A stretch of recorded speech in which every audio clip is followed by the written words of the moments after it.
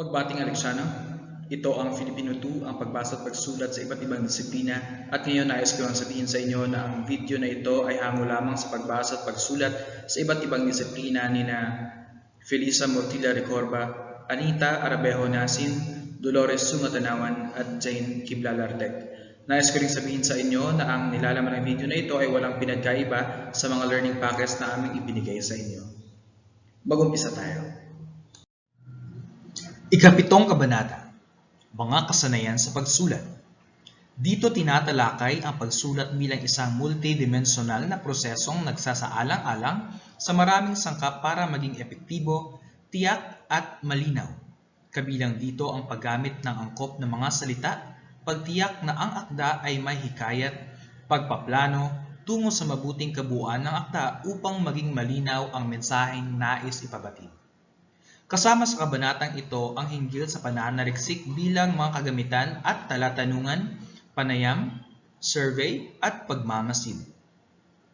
Tinatalakay rin ang mga hakbang sa pananaliksik mula sa pagpili ng paksa, pagbabalangkas, paghahanda ng gagamiting bibliography, paghahanda ng mga datos, pag-oorganisa ng mga datos, hanggang sa pagsulat ng pananaliksik at paggawa ng dokumentasyon, pag-edit, sa sinulat at pagsulat ng panghuling draft.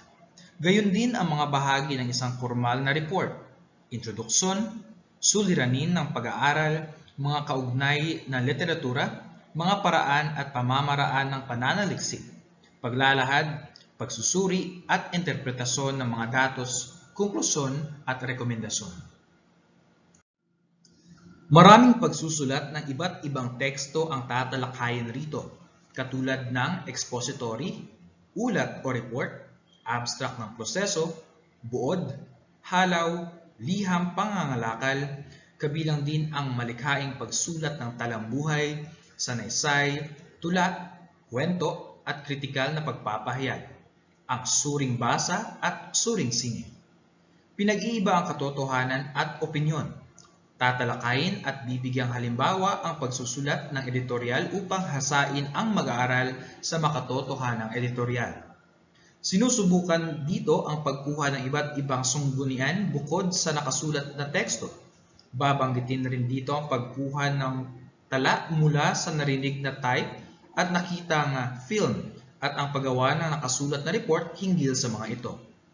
Paglalagom ng binasa na ang focus ay ang paksa, mga kaugnay na paksa, ang laman na sinabi ng author at ang paraan niya ng paglalahad sa kanyang mensahe ay kabilang sa mga kanyang hasain sa bahaging ito ng pag-aaral. Inaasahang sa pamamagitan ng mga ito, ang mga mag-aaral ay magkakaroon ng pangkalahatang pananaw sa pagbasa at pagsulat. Inaasahan din na sila ay magkakaroon ng specific na kaalaman kung papaano babasahin at unawain ang mga tekstong sa iba't ibang disiplina upang maging matiwasay at makabuluhan ang pag-aaral nila hindi lamang sa wika kundi sa lahat ng disiplina sa akademya. Layunin. Sa pagtatapos ng kabanata, ang mga mag-aaral ay inaasahang nakagagawa ng balangkas at nakasasaliksik ng mga pangyayari at nakakabalangkas ng binasang kwento. Mga kasanayan sa pagsulat. Atin ang tinalakay sa ika-6 ng kabanata ang mga kasanayan sa pagbasa at kung paano ito nakakaapekto sa ating pagkatuto bilang mag-aaral sa kolehiyo. At ngayon sa ika-7 kabanata at panghuling kabanata ay ating tatalakayin ang mga kasanayan sa pagsulat. Ang pagsulat ay isang multidimensional na proseso. Maraming kasanayang dapat taglayin ng tao upang siya ay matawag na isang magaling na manunulat. Atin ang alam na napakarami kaparaanan sa pagpapahayag ng ating damdamin, ng ating kaisipan at ng ating mga ideya sa pamamagitan ng pagbabasa. At ito rin ay konektado sa pagsusulat. Dito, mas naibabahagi natin ang ating ideya sa pamamagitan ng pagbahagi ng mga kaisipan sa pagsulat. Halimbawa na lamang ng mga editorial na ating inililimbag sa pampubliko o mga sulating personal na sa ating gamit at intensyon lamang. Alinman sa dalawa ang paglilimbag ng mga sulatin o babasahin sa publiko o ang pagkakaroon o paggawa ng mga pribadong sulatin o babasahin, marapat lamang na malaman natin na ito ay magiging epektibo lamang kapag ito ay may malinaw na layunin. Ito ay magiging epektibo sa pamamaraan na ito ay maiintindihan mo mismo kung sa sayo ang personal na sulatin na ginawa mo o ito ay naiintindihan ng mambabasa kapag ito ay inililimbag sa pampublikong espasyo. May malinaw na layunin. Ang isang mensahe ay kailangan maipahiwatig ng malinaw ang layunin. Yan ang pinakaunang katangian ng epektibong mensahe. Ang unang katangian ng epektibong mensahe ay ito ay malinaw. Ang pangalawa naman ay ito ay matipid, mapitagan at angkop ang mga salita. Nasa pinakamataas na antas ng paggamit ng wika ang gamit sa pagsulat, lalong-lalo na kung ang gamit nito ay pino, masining at maganda. Ipinapahiwatig ng pangalawang katangian na dapat kung gagawa tayo ng isang epektibong mensahe na madaling maiintindihan at gustong basahin pa ng mambabasa ay dapat tama at pinag-iisipan ang mga salita at ang buod o ideya na dapat ibahagi sa mga mambabasa. Hindi lamang tayo gumagawa ng mga sulatin o isang pangungusap na para sa kapakanan lang natin kapag ito ay sinasa publiko. Datapwat, nasa atin ito nanggaling. Pero kailangan nating intindihin at kunin ang atensyon ng mga mamabasa kung kaya't kailangan nating gumawa at gumamit ng mga masining at mga pinong salita upang mas mapaganda at mas maibigay natin ng wasto ang nais nating ibigay sa mga mambabasa. Ang pangatlong katangian ay ito ay may laman. Walang taong nasisiyahan sa walang kabuluhang bagay. Kapag ang tao ay nagbabasa, ibig sabihin gusto nitong matuto, gusto nitong makakuha ng bagong impormasyon. At kung tayo naman ang tagasulat o ang author o may akda ng isang libro, hindi naman tayo magbibigay o maglulus tayo ng ating lakas sa mga walang kabuluhang mga bagay. Kung kaya't dapat kung gagawa tayo ng isang babasahin o ng isang sulatin at gusto natin itong maging epektibo, dapat ito ay may laman. Dapat mayroong bagong matutunan, mayroong koneksyon ito sa mga mambabasa. Ang susunod na katangian ng epektibong mensahe ay ito ay may panghikaya tulad ng ibang bagay. Ang iyong akda ay kailangang may panghalina upang maklik sa madla. Lalo sa panahong ito, marami ng iba't ibang pinagkakaabalahan ang mga tao. Hindi nauso o hindi napatok ang pagbabasa o ang mga libro sa panahonang ito sapagkat napakarami kaparaanan na pwedeng gawin ng isang estudyante o ng isang bata sa pagkuha ng mga impormasyon at ng mga latest o makabago at sa ngayong araw na mga impormasyon na makikita nila sa internet, sa mga website. Isang pindot lamang ay makukuha na nila. Kung tayo man ay gagawa ng isang hard copy, isang nailimbag na libro o sulatin, dapat ito ay may panghikayat, dapat makuha natin ang atensyon ng mga mambabasa ng mga tao para ang libro natin ay babasa at upang ito ay makatulong na makapagbigay ng mga bagong kaalaman sa kanila. Ulitin natin, ang epektibong mensahe ay may panghikayat. Ang susunod natin na tatalakayin ay ang panayam. Ayon kay Binuya 1977, ang panayam ay isang espesyal na uri ng komunikasyon na mas seryoso kaysa sa konversasyon at hindi kasing informal sa kaswal na usapan ng dalawang tao. Kung tayo ay magkakaroon ng konversasyon o tipikal na pakikipagtalastasan sa tao, maaaring ang ating ideya na nais ibigay sa ating kinakausap ay normal o tipikal lamang. Pero kapag tayo ay nagkakaroon ng isang panayam, ang mga topiko na ating ibinibigay sa ating Kapwa ay mas malalim, mas may pinanggagalingan at seryoso at tumatalakay sa mga nangyayari ngayon. At hinding tandaan na kapag tayo ay may panayam, no, na mas higit pa o hindi naman kasing informal, ito ay may purpose, ito ay may dahilan kung bakit nagkakaroon ng isang panayam ang dalawang tao. Sa pananaliksik at sa pagkuha ng mga impormasyon labas sa ating sarili at sa nanggagaling sa iba pang author o sa iba pang may akda, sa mga ibang libro, ay mayroong kaparaanan ito, mga formal na kaparaanan sa pagkuha at pagdokumenta sa mga ito. Ang unang-una ay ang marapat nating malaman kung ano ang nais nating ibahagi sa ating sariling sulatin o sa ating sariling libro o babasahin. Kung kaya dapat lamang na tayo ay may pagpipili ng tamang paksa. Ito ba ay konektado sa nais nating gawin? At ito ba ay konektado sa ang mga libro ba na nais nating pagkunan ay konektado ba sa ating gustong gawin? Ang kasunod ay paghahanda ng balangkas, ang paghahanda ng bibliography, ang pangangalap ng mga kinakailangang data at material, ang pag-oorganisa ng mga nilalaman, ang pagsulat ng pananaliksik at pagre-revisa ng papel at ang pagsulat ng pinal na papel.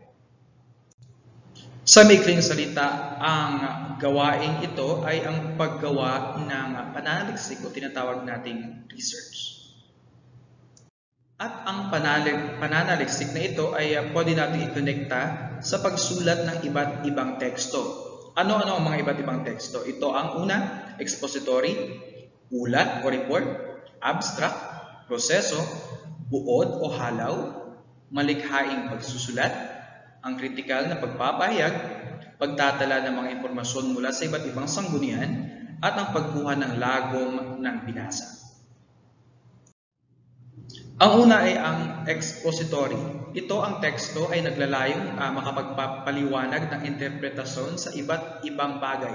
Hindi ito lumilimit lamang sa kung ano ang ibinahagi ng na resulta ng isang pahayagan, ng isang buod, kundi mas pinapalawak nito ang interpretasyon o pagpapakahulugan sa bagay na ito para mas maintindihan ng lubos ng mambabasa kung ano ang nais ipahiwatig ng isang sulatin. Expository. Ang pangalawa ay abstract. Ang abstract ay nagbibigay ng lahat ng impormasyon hinggil sa isang buong report. Ito ay tinatawag na maikling report.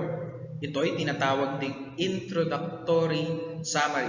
Ito ay makikita natin na halos sa harapan ng isang libro o ng isang sulatin kung saan ito ay naglalaman ng buod o summary ng kabuuang sulatin o kabuuang libro. Dito natin makikita ang pinaka-importanting mga salita, ginagamit pinaka-importanting buod o ideya na pinapalawak ang pagpapaliwanag sa kabuuan o sa nilalaman ng buong libro.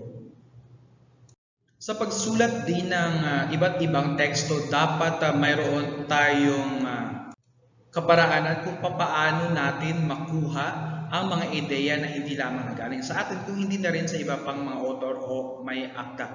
At ito ay ginagamitan ng tinatawag natin na proseso. Ang mga sumusunod na nakikita ninyo ay ang mga katanungan lamang upang makatulong, o upang makagabay sa pagproseso ng nais ninyong isali sa inyong sulatin o gawin na teksto. Una ay ano ang bagay na maaaring alam ninyo na dumaan sa proseso? Ano ang simula? Ano ang resulta? Ano-anong proseso ang pwede ninyong gawin? At gumawa ng paglalahad ng isang proseso. Itong mga katanungan nito ay makapagbibigay sa inyo ng ideya para mas may ibahagi ng mas maayos na ideya. Ito ay organisado at para mas maintindihan ng mga mambabasa. Hindi lamang mga formal at direktang ideya ang ibinabahagi sa pagsulat iba't ibang teksto, kung hindi na rin ang isang masining at maarting pagbibigay ng mga sulatin. At ito ay pwede nating maibahagi sa malikhaing pagsusulat. Ito ay konektado sa kung paano natin binibigyan ng buhay, paano natin binibigay o ibinabahagi ang ating damdamin, ang ating kaisipan at ang ating arte o sining personal sa tekstong ating nais gawin. Ito ay makikita natin sa mga sumusunod na mga sulatin, halimbawa na lamang ng talambuhay, personal na salaysay o sanaysay, pagsulat ng tula at pagsulat din ng kwento. Dumako naman tayo sa critical na pagpapahayag. Noong unang kabanata, ibinahagi natin na hindi lahat ng mga impormasyong na ibabahagi sa publiko ay ating mapagkakatiwalaan sapagkat napakaraming may akda o mga sulatin o mga pahayag na nagbibigay ng mali at subhektibong mga pahayag at mga ideya. Kung kaya't kailangan nating siguraduhin na lahat ng impormasyon na ating nakakalap sa publiko ay tama at naayon sa pinagkasunduan ng isang pamayanan o kultura. Kung kaya't kailangan natin ng suring basa. Ang suring basa ay isang pamumuna na may layuning suriin at timbangin ang isang teksto para magbigay ng pasa sa pagiging mabuti nito o hindi, pagiging epektibo nito o hindi. Ano-ano ang format sa pagsusuring basa ng isang akda? Unang-una tinitingnan nito ang pamagat. Ito ba ay naaayon sa publiko? Kung ito ang nasa publiko o ang mga nagbabasa, ang nanonood ba ay mga bata? Ito ba ay angkop sa mga kabataan? Ito ba ay angkop sa isang grupo o libo ng mga tao? Ito ba ay angkop sa kabuuan ng pamayanan? Ano ang panimula nito? Sapagat dito natin makikita ang pinakabuod ng lahat ng isang sulatin sa panimula. Ano ang katawan, sumusuporta, at ano ang konklusyon o wakas ng isang sulatin. Ulitin natin, dapat na suriing mabuti upang malaman natin o mapagpasahan kung ito ba ay tama o hindi, mabuti o hindi. Sa critical din na pagpapahayag natin makikita at maiintindihan ang mga mapagkakatiwalaang mga impormasyon at mga ideya na isa publiko at dito din natin maipapahayag ang ating sariling opinion. Dito natin malalaman ang pinagkaiba sa critical na pagpapahayag. Ang pangalawa ay ang pagsulat ng sariling opinion o palagay sa mga isyu. At ano ang mga popular na mga isyu? Anong ibig sabihin ng popular na isyu? Ibigay ang mga popular na isyu sa kasalukuyan. Bakit sila naging popular? Mga halimbawa ng mga isyu. Ito ay ibinigay na halimbawa na popular na mga isyu sapagkat dito mas naibibigay natin ang ating ideya sapagkat dito tayo mas nakakakonekta. Dito natin na mas dahil ito ay bago sa pandinig at sa panlasa ng publiko.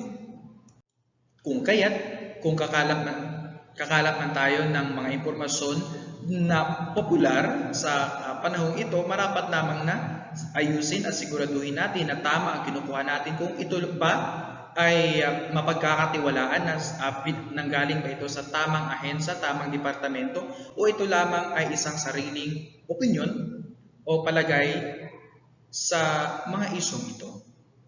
Critical na pagpapahayag.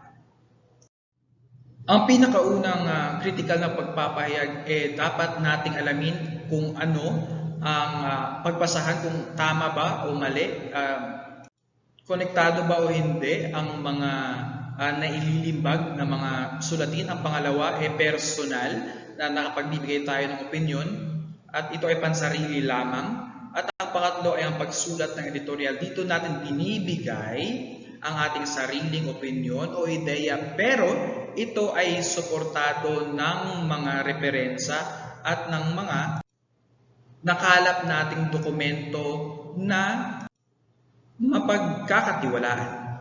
Ang editorial o pangulong tudling, ang pangunahing tudling na kuro ng isang pahayagan. Kumakatawan ito sa sama-samang paninindigan ng patnugutan ng pahayagan, kaya sinasabing kaluluwa ito ng publikasyon. Layunin nito sa pagbibigay ng kuro-kuro ang magpabatid, magpakahulugan, magbigay puna, magbigay puri, manlibang at magpahalaga sa natatanging aral. Ulitin natin, ito ang pinakasentro o kaluluwa ng isang publikasyon. Kung sasagutin natin ang tanong na ito, ano ang bahagi nito? Ano ang pinagkaiba nito sa ibang uri ng akda? Dito nagkakaroon ng daan ng isang editor o isang may akda o author na ibigay ang kanyang personal na opinion o pahayag na sinusuportahan ng mga opisyal at pinagkakatiwala ang referensya o dokumentasyon. At ang layunin nito ay makapagbigay ng ideya, magbigay puna, magpakahulugan o sumuporta sa tekstong kanyang nais suportahan o hindi suportahan o kalabanin ang tekstong nais niyang punahin. Ang susunod naman ay ang pagtatala ng mga impormasyon mula sa iba't ibang sanggunian. Una ay ang pagkuha ng mga tala mula sa panayam. Nakakakuha lamang tayo ng impormasyon kung tayo ay nakikinig habang tayo ay nakikipagtalastasan sa ating kapanayam at kapag tayo ay nanonood sa mga balita o sa mga website na gusto nating pagkunan ng ideya o ng balita. At papaano natin ito pwedeng isulat sa pamamagitan ng report? Ano-ano ang format ng pagsulat ng report? Katulad nga ng sabi natin kanina, kapag tayo ay gagawa ng isang teksto o sulatin, marapat lamang na malaman natin ang mga bahagi nito. Unang-unang introduksyon, paano natin ibahagi ang mga ideya at nakalap nating mga balita o dokumentasyon. Ano ang nilalaman nito? Ano ang mga sumusuportang ideya sa ating nakalap o nakuha? At kung paano natin ito bigyan ng konklusyon base sa nakalap nating mga ideya. Walang anuman.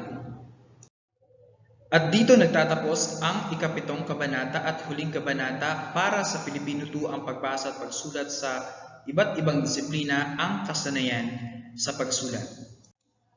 Maraming salamat sa panonood at pagtangkilik ng mga video lecture na ito at sana'y matulungan kayo sa pagsagot sa inyong mga learning packets.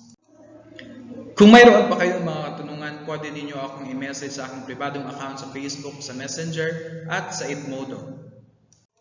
At pwede rin ninyo akong tanungin kung mayroon pa kayong nais ipabatid sa mga aralin na nakapaloob sa Filipino 2. Ulitin ko at sa panghuli, mabuhay ka, election!